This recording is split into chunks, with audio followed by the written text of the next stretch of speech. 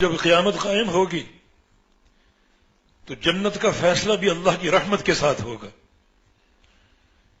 امام الانبیاء کا فرمان صحیح بخاری کی حدیث ہے، لن يدخل احدكم عمله الجنہ الا برحمت اللہ۔ کسی شخص کو اس کا عمل جنت میں داخل نہیں کرے گا جب تک اس پر خالق کائنات کی رحمت نہ ہو۔ نیکیوں کے ڈھیر لگا دو، انبار لگا دو، اور یہ سمجھو کہ میری یہ نیکیاں جنت کی قیمت بن گئیں، یہ ممکن نہیں ہے۔ رسول اللہ صلی اللہ علیہ وسلم نے ایک واقعہ نقل کیا ہے سابقہ امتوں کے کسی فرد کا۔ وہ طویل العمر تھا اور اس کے نامہ اعمال میں 500 سال کی عبادت تھی۔ قیامت کے دن وہ پیش ہوگا، اللہ تعالیٰ اس کی رپورٹ طلب کرے گا، اس بندے نے 500 سال اللہ کی عبادت کی ہے۔ اللہ پاک فرمائے گا ادخلوہ الجنت برحمتی، اسے میری رحمت کے ساتھ جنت میں پہنچا دو۔ اس کی عبادت 500 سال کی، یہ عبادت میری رحمت کا تقاضا کرتی ہے، میری رحمت سے اسے جنت میں پہنچا دو۔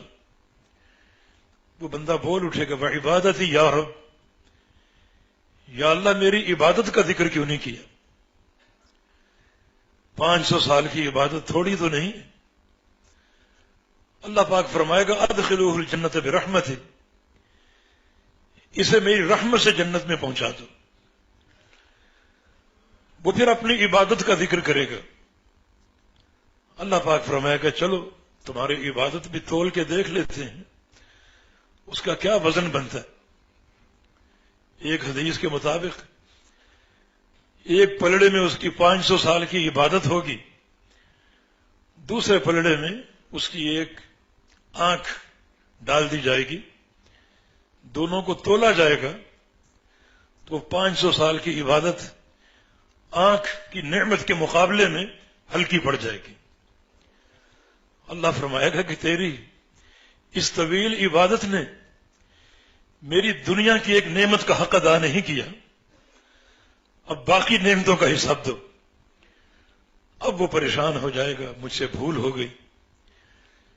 حقیقت یہ ہے کہ اللہ رب العزت کی رحمت اس کے ہم قدم قدم پر محتاج ہیں۔ لن يدخل احدكم عمله الجنہ، تم میں سے کوئی شخص ایسا نہیں ہے جس کو اس کا عمل جنت میں پہنچا دے۔ اس کی رحمتیں، اس کی مہربانیاں جو بڑی عام، بڑی وسیع ہیں۔ رحمتی وسعت کل شیء، میری رحمت ہر شے کو وسیع ہے۔ سبقت رحمتی غضبی، میری رحمت میرے غصے سے قبل ہے۔ میں اپنے بندوں کے ساتھ پہلے رحمت کا معاملہ کرتا ہوں، اور اگر میرے بندے رحمت کا استحقاق بنانے سے انکار کر دیں تو پھر میرے غضب کا معاملہ شروع ہوتا ہے، لیکن پہلے رحمت کا معاملہ ہے۔ یہ رحمت کی قدر و قیمت اور اس کی اہمیت ہے۔ اس دنیا کی زندگی میں بھی اس کی رحمت کے محتاج ہیں، اور کل مرنے کے بعد بھی اس کی رحمت کے سہارے کے محتاج ہیں۔ جنت کا داخلہ بھی اس کی رحمت کے بغیر ممکن نہیں ہے۔ صحابہ نے آخری سوال کر ڈالا ولا انت یا رسول اللہ، یا رسول اللہ صلی اللہ علیہ وسلم آپ بھی اپنے اعمال کی بنا پر جنت میں نہیں جا سکیں گے؟ آپ کے عمل تو دنیا جہاں کے لیے مثال ہیں، اسوہ حسنہ ہیں، کائنات کے لیے آئیڈیل ہیں۔ آپ کی اطاعت کے بغیر جنت کا داخلہ ممکن نہیں ہے، تو کیا آپ بھی اپنے عمل کی بنا پر جنت میں نہیں جا سکیں گے؟ فرمایا کہ ولا انا الا ان یتغمدنی اللہ برحمتہ، نہیں میں بھی نہیں جا سکوں گا جب تک خالق کائنات مجھے اپنی رحمت میں ڈھانپ نہ لے۔ اس کی رحمت کے بغیر میں بھی نہیں جا سکوں گا۔ یہ اس کی رحمت کی قدر و قیمت اور اس کی اہمیت ہے۔ آج موقع موجود ہے، ہم اس کی رحمت کو تلاش کریں، اس کی رحمت کے موجبات کو اپنائیں. امام الانبیاء کی یہ دعا بھی تھی، اللہم انی اسألک موجبات رحمتک، اے اللہ میں تجھ سے ان اعمال کا سوال کرتا ہوں جن اعمال کے نتیجے میں تیری رحمت میرے لیے واجب ہو جائے. تو ایسے بہت سے اعمال ہیں جن کو اپنا لینے سے خالق کائنات کی رحمت حاصل ہو سکتی. ان اعمال میں بنیادی نقطہ یہ آیت کریمہ ہے، وَأَطِیعُوا اللَّهَ وَالرَّسُولَ لَعَلَّکُمْ تُرْحَمُونَ.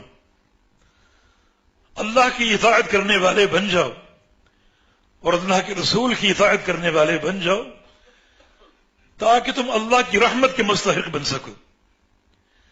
تو یہ بات پھر نوٹ کر لو، اللہ اور اس کے رسول کی اطاعت کے بغیر اللہ تعالی کی رحمت کے حصول کا کوئی موقع نہیں ہے اور نہ کوئی امید ہے. اگر یہ چاہتے ہو کہ دنیا اور آخرت کی زندگی میں خالق کائنات کی رحمت ہمیں حاصل ہو جائے تو پھر ہر چیز کو خیر بات کہہ دو.